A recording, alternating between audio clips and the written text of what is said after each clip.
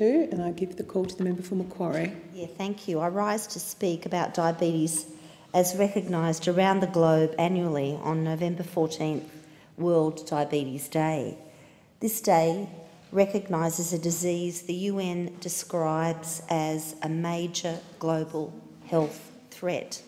World Diabetes Day is celebrated or remembered, acknowledged annually on November the 14th, as it marks the birthday of Frederick Banting, who, along with Charles Best, first conceived the idea which led to the discovery of insulin in 1921.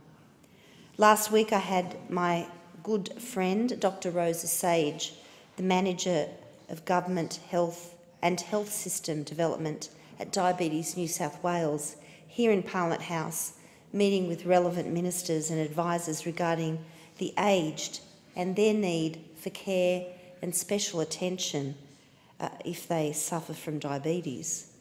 One of the major concerns with this disease, which makes it particularly menacing, is that it remains significantly hidden.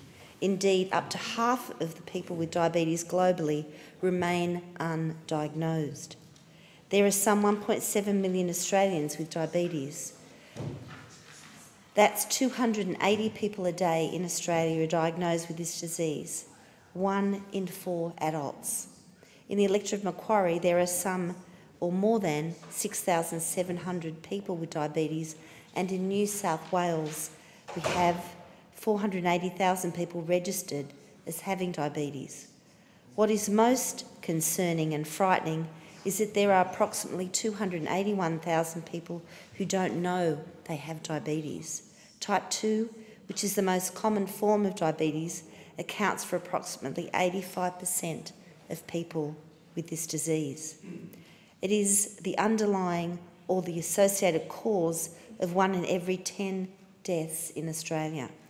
It is the underlying or the associated cause of 1 in every... The startling reality is 7,750 people die from diabetes and its complications in Australia. That's more than breast, prostate and brain cancer combined. Annually, diabetes accounts for 840,000 hospitalisations, 623,000 with cardiovascular and or kidney disease, 95,000 with vision loss, 5,000 end-stage kidney disease, and what is very disturbing is that 3,500 are required to have their lower limb amputated. The cost to the health system is frightening, $14 billion a year nationally, with $400 million in treating diabetes in New South Wales alone.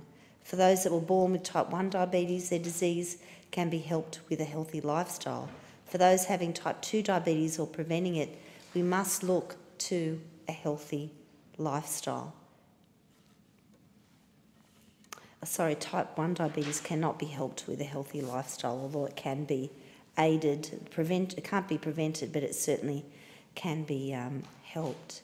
The theme this year for World Diabetes Day was healthy eating as a key factor in preventing the onset of type 2 diabetes, and which is an important part of the effective management of all types of diabetes to avoid complications.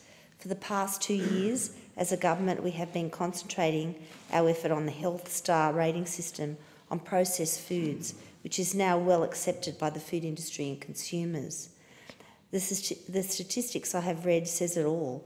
It is crucial that we as a nation have a very serious conversation about diabetes. That is exactly what took place this year.